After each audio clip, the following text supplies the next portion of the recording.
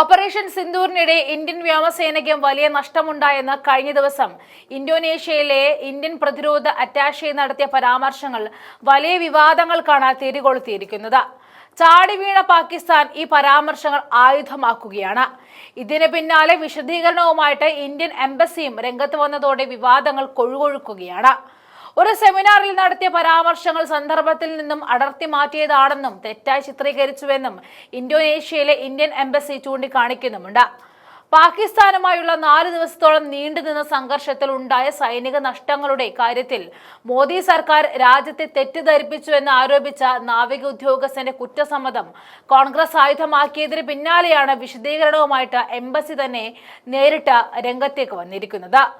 June 10-ന് ഇന്തോനേഷ്യയിലെ ജക്കാർത്തയിൽ നടന്ന സെമിനാറിൽ ഒരു പ്രഭാഷണത്തിനിടെ ഓപ്പറേഷൻ സിന്ദൂരിന്റെ ഭാഗമായി ഭീകരവാദ കേന്ദ്രങ്ങളിൽ വ്യോമസേന ആക്രമണം നടത്തിയപ്പോൾ ചില വിമാനങ്ങൾ നഷ്ടപ്പെട്ടതായിട്ടാണ് ഇന്തോനേഷ്യയിലെ ഇന്ത്യയുടെ പ്രതിരോധ അറ്റാഷെ ക്യാപ്റ്റൻ ശിവകുമാർ തുറന്ന് സമ്മതിച്ചത്. പാകിസ്ഥാന്റെ സൈനിക അടിസ്ഥാന സൗകര്യങ്ങളോ വ്യോമ പ്രതിരോധ സംവിധാനങ്ങളോ ലക്ഷ്യമിടരുത് എന്ന് ഇന്ത്യൻ സേനയ്ക്ക് നിർദ്ദേശം നൽകിയിട്ടുണ്ടെന്നും ഉദ്യോഗസ്ഥൻ പറഞ്ഞിരുന്നു. സൈനിക സ്ഥാപനത്തെയോ അവരുടെ വ്യോമ പ്രതിരോധ സംവിധാനങ്ങളെയോ ആക്രമിക്കരുത് എന്ന രാഷ്ട്രീയ നേതൃത്വം നൽകിയ നിയന്ത്രണത്തിന്റെ പേരിൽ മാത്രമാണ് ഇന്ത്യൻ വ്യോമസേനയ്ക്ക് ജെറ്റുകൾ നഷ്ടമായത് എന്നും അദ്ദേഹം പറഞ്ഞിരുന്നു. ആദ്യ തിരിച്ചടിക്ക് ശേഷം ഇന്ത്യൻ സൈന്യം അവരുടെ തന്ത്രം മൊത്തത്തിൽ പരിഷ്കരിച്ചതായിട്ടും ക്യാപ്റ്റൻ ശിവകുമാർ ചൂണ്ടിക്കാണിക്കുന്നുണ്ട്.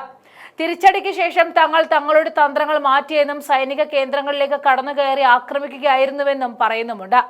ആദ്യം ശത്രു വ്യോമ പ്രതിരോധത്തെ അടിച്ചമർത്തിയെന്നും തുടർന്ന് ബ്രഹ്മോസ് മിസൈലുകൾ ഉപയോഗിച്ച് എല്ലാ ആക്രമണങ്ങളും എളുപ്പത്തിൽ കടന്നുപോകാൻ സാധിക്കുമെന്ന് തെളിയിച്ചുവെന്നും ആയിരുന്നു ഉദ്യോഗസ്ഥൻ പറഞ്ഞത്. സംഭവം വിവാദമായതോടെയാണ് ഇന്തോനേഷ്യയിലെ ഇന്ത്യൻ എംബസി ഇക്കാര്യത്തിൽ വിശദീകരണവുമായിട്ട് രംഗത്ത് വന്നത്. ഉദ്യോഗസ്ഥന്റെ പരാമർശങ്ങൾ സന്ദർഭത്തിൽ നിന്നും അടർത്തി മാറ്റി ഉദ്ധരിച്ചിരിക്കുന്നു എന്നും കൂടാതെ മാധ്യമ റിപ്പോർട്ടുകൾ അദ്ദേഹം നടത്തിയ അവതരണത്തിന്റെ ഉദ്ദേശത്തെ തെറ്റായി പ്രതിനിധീകരിക്കുന്നുവെന്നും എംബസി എക്സ് പോസ്റ്റിലൂടെ വ്യക്തമാക്കി. പ്രതിരോധ അറ്റാഷിയുടെ പരാമർശം കോൺഗ്രസ് ആയുധമാക്കിയിരുന്നു.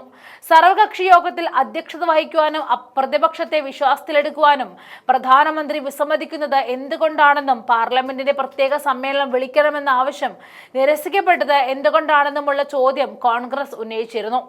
ഇതിന് പിന്നാലെയാണ് ഇന്ത്യൻ വ്യോമസേനയ്ക്ക് കനത്ത നഷ്ടമുണ്ടായതെന്നും വിശദീകരണവുമായിട്ട് നാവികസേന ഉദ്യോഗസ്ഥർ തന്നെ രംഗത്തേക്ക് വന്നത്.